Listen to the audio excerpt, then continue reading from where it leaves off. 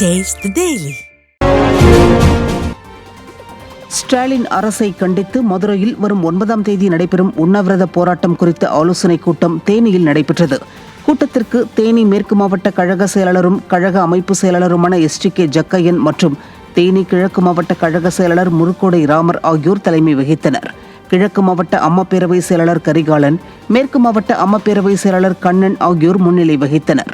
இந்த கூட்டத்தில் மதுரையில் நடைபெறவுள்ள உண்ணாவிரத போராட்டத்தில் திரளாக கலந்து கொண்டு வெற்றி பெற செய்ய வேண்டும் என கழக நிர்வாகிகள், தொண்டர்கள் உறுதியேற்றனர்.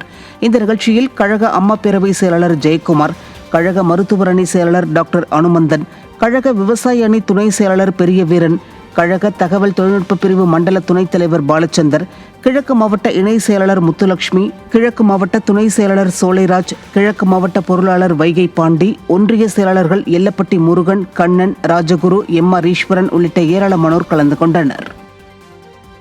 அம்மா காலத்தில் பார்த்தீங்கன்னா பல நல்ல திட்டங்கள், சமூக நீதி காத்த வீராங்கனை என்று அம்மா அவர்கள் போற்றப்பட்டார்கள், பாராட்டப்பட்டார்கள், வாழ்த்தப்பட்டார்கள். சொன்னால் 69% இட ஒதுக்கீட்டை பெற்றுத்தந்தவர் நம் புரட்சி தலைவி அம்மா அவர்கள். புகையிலை பொருட்களை விற்பவர்கள் மீது ஏன் குண்டர் சட்டம் போடக்கூடாது என சென்னை உயர்நீதிமன்ற மதுரை கிளை நீதிபதி கேள்வி எழுப்பியுள்ளார். சென்னை உயர்நீதிமன்ற மதுரை கிளை நீதிபதி பரத சக்கரவர்த்தி மாணவர்களின் நலனை பெரிதும் பாதித்து வரும் புகையிலை, கூல்லிப், குட்கா வகைகளை இந்தியா முழுவதும் ஏன் தடை செய்யக்கூடாது என கேள்வி எழுப்பி இந்த வழக்கை தாமாக முன்வந்து விசாரணை செய்து வருகிறார்.